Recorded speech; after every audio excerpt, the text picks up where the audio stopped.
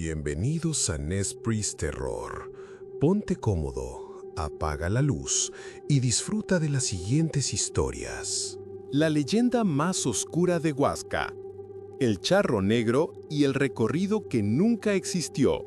Dicen los pobladores que Huasca es un pueblo hermoso de día, pero demasiado silencioso de noche, y que entre sus bosques, barrancas y caminos húmedos, cuando cae la neblina espesa y el viento se enreda entre los árboles, las historias se vuelven más reales, casi palpables.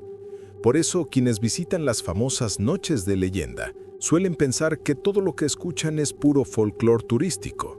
Brujas, nahuales, la llorona, chaneques y, claro, el charro negro. Pero la gente de aquí sabe algo que los guías no siempre cuentan. Algo que no aparece en los folletos ni en los recorridos oficiales. Una historia que se repite desde hace al menos 40 años, siempre en torno al mismo lugar. El centro ecoturístico del lago, junto a la antigua hacienda inundada por la presa. Un sitio donde el agua es tan quieta, tan negra, que parece no reflejar absolutamente nada. Y aunque muchos creen conocer la leyenda, pocos han escuchado el suceso del 2009, el que todos intentan callar. Aquel que dio pie a la versión más oscura del charro negro, la que nadie se atreve a narrar en voz alta. Todo comenzó una noche de julio. Una de esas noches húmedas en las que el aire huele a tierra mojada y pino. Un grupo pequeño se había reunido para el recorrido de luciérnagas en Huasca. Entre ellos iba Alexis, un joven de la Ciudad de México que había venido con 3 amigos, Lucía, Mateo y Fernanda. El guía los condujo por los senderos iluminados solo por faroles de gas. La luz danzaba en colores cálidos y alrededor de ellos las luciérnagas parecían estrellas flotando a pocos centímetros del suelo. La caminata debía terminar en una fogata frente al lago sumergido, donde contarían historias típicas, la llorona, los duendes del bosque y sí, la clásica versión turística del charro negro. Pero esa noche, desde el inicio, algo se sintió raro. Las luciérnagas no se acercaban tanto como de costumbre. El bosque parecía más silencioso. Ni grillos, ni pájaros nocturnos, ni el sonido del agua moviéndose. Solo silencio, como si la naturaleza estuviera conteniendo la respiración. Alexis fue el primero en darse cuenta. «Oigan, ¿no se siente raro?», susurró a sus amigos. «Es el clima», respondió Fernanda sin darle importancia. «Igual va a llover». Pero no llovió. Lo que vino fue peor. Al llegar al lago, el guía encendió la fogata. Las llamas iluminaron el agua oscura y los restos de muros antiguos que sobresalían. Los pedazos de lo que alguna vez fue una hacienda y ahora dormía bajo la presa. Todos se formaron en un círculo. Tomaron café y pan dulce y bombones. El guía comenzó con la historia de la llorona. Luego, la de las brujas que se aparecen en Peña del Aire. La gente se reía nerviosamente, tomaba fotos, grababa videos, hasta que de pronto, el guía mencionó al charro negro. Y ahí, sin razón aparente, la fogata crujió con fuerza. Una chispa saltó hacia el agua y el fuego titiló como si una ráfaga de aire helado lo hubiera atravesado. «Aquí en Huasca», dijo el guía, fingiendo solemnidad. «Cuentan que el charro negro cabalga entre estos mismos caminos en las noches sin luna, que aparece cuando alguien se queda rezagado, siempre impecable, con sombrero ancho, traje bordado y un caballo completamente negro, y dicen que ofrece una bolsa llena de monedas de oro». La gente sonrió. Unos grababan, otros bromeaban, pero Alexis notó algo que los demás no vieron. En el reflejo del agua, justo detrás del guía, había una sombra alta, como la figura de un hombre con sombrero. Una figura que no se correspondía con nadie del grupo. Se talló los ojos. La sombra desapareció. Decidió no decir nada. Después de un rato, el guía anunció un descanso para que cada quien explorara la orilla del lago con sus linternas. Alexis se apartó del grupo buscando aire. El silencio era absoluto, tan profundo que solo se escuchaba el crujido del bosque al moverse. Se acercó a un muro semiderruido que sobresalía del agua. Cuando iluminó la superficie, algo metálico brilló bajo el reflejo.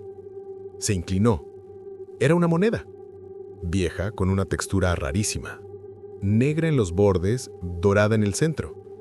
No se parecía a ninguna moneda mexicana. ¿Qué demonios?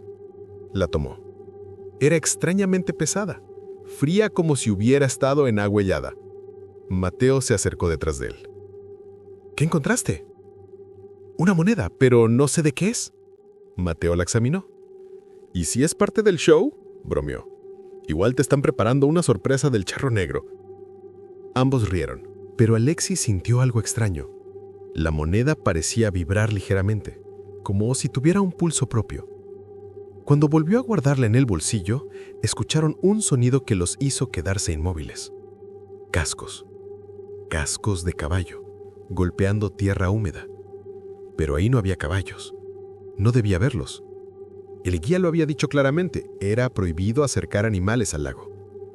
Los cascos resonaban despacio. Tac, tac, tac.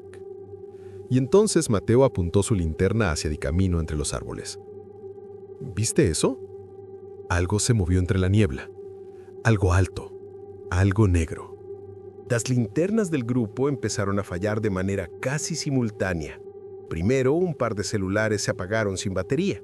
Luego, una lámpara dejó de funcionar aunque estaba recién cargada. ¿Qué está pasando?, preguntó alguien, incómodo. El guía trató de calmar a los asistentes. Debe ser la humedad. Regresemos a la fogata. Pero antes de terminar la frase, una voz masculina resonó desde el bosque, profunda, arrastrada, como si hablara desde dentro de una caverna. «Buenas noches, señores». El grupo entero se volteó. Las linternas que seguían vivas parpadearon. El fuego crujió con violencia y ahí, a unos 20 metros, emergiendo lentamente entre los árboles, se veía la figura inconfundible de un charro vestido de negro. Sombrero ancho, botas brillantes, espuela que tintineaba con cada paso, y un caballo completamente negro, tan oscuro que parecía absorber la luz. Nadie del grupo habló. Nadie respiró siquiera. El guía, que debía saber diferenciar actores del show turístico de apariciones reales, se puso pálido. «Buenas noches», repitió la voz, ahora más cerca. El charro avanzó, erguido, sin prisa, observando a cada uno de los presentes bajo el ala de su sombrero. No se le veía el rostro, solo un vacío negro donde deberían estar los ojos. Cuando llegó al borde del círculo iluminado por la fogata, metió una mano en su chaqueta y sacó una bolsa de cuero. La dejó caer frente a él. El sonido metálico de su contenido heló la sangre de todos. «Para el que la quiera», dijo. El guía intentó intervenir. «Disculpe, señor, pero esto es un recorrido turístico. Usted no debería...» El charro lo ignoró por completo. En cambio, caminó hacia donde estaba Alexis. El muchacho retrocedió un paso. «Tú la encontraste, ¿verdad?», dijo la voz del charro, grave como trueno. Alexis sintió la moneda en su bolsillo vibrar otra vez. Yo solo la recogí del suelo». «Entonces te pertenece». El charro chasqueó los dedos. La bolsa se abrió sola, dejando ver un destello dorado. «Tómala», susurró. «No te hará falta nada nunca más». La respiración de Alexis se aceleró. «No quiero nada», tartamudeó. El charro inclinó la cabeza, como decepcionado. Siempre dicen eso, al principio. Y entonces, algo ocurrió. La niebla se movió hacia el grupo, como si tuviera vida. Las luciérnagas, que hasta ese momento volaban en los árboles, se apagaron al instante. El aire se volvió espeso, pesado, difícil de respirar. Quienes estaban más cerca dijeron luego que, al mirar al charro fijamente, vieron detrás de su figura una sombra gigantesca, como si otro ser, enorme y monstruoso, estuviera montado a horcajadas sobre él, fundido a su espalda. Mateo, nervioso, decidió actuar. Tomó a Alexis del brazo y lo jaló hacia la vereda. «¡Corre!», gritó. Otros 3 lo siguieron, pero la mayoría del grupo quedó paralizada, incapaz de moverse. El charro no los persiguió. No lo necesitaba. Solo dijo: «Ya volverás por tu moneda». Alexis y sus amigos corrieron sin mirar atrás, cruzaron el bosque prácticamente a oscuras y llegaron al estacionamiento exhaustos y temblorosos. Subieron al coche y se marcharon sin esperar al guía. A la mañana siguiente, cuando llamaron al centro ecoturístico para reportar lo ocurrido, el encargado les dijo algo que los dejó helados. ¿Recorrido nocturno? Ayer no hubo ninguno. Nuestros guías estaban en capacitación. El área del lago estuvo cerrada toda la noche. No se debió permitir el acceso. Y cuando preguntaron por el guía que los había acompañado, el encargado negó con firmeza. No tenemos ningún empleado con esas características. Nadie abrió la fogata, nadie organizó historias, y definitivamente nadie los llevó al lago. Lo más perturbador, cuando revisaron las cámaras de seguridad, aparecía el grupo entrando a los senderos, solos. Nadie más los acompañaba. Nadie encendió la fogata. Nadie estaba junto a ellos en el lago. Y sin embargo, en un fotograma borroso, apenas visible entre la niebla, se aprecia la silueta de un caballo negro detrás del grupo, justo antes de que las cámaras fallaran. Días después, Alexis despertó a las 3:33 de la madrugada. En su mesa de noche, junto al vaso de agua, había una bolsa de cuero idéntica a la del lago. No la había llevado consigo. Nadie más tenía llaves de su departamento. La bolsa estaba ahí, como esperándolo. Dentro, había monedas de oro, negras en los bordes, frías como la muerte. Junto a ellas, una nota escrita con caligrafía antigua. Nadie huye de un trato no concluido. Desde entonces, cada vez que va solo por la calle, escucha cascos detrás de él. Cascos que se detienen cuando él se detiene.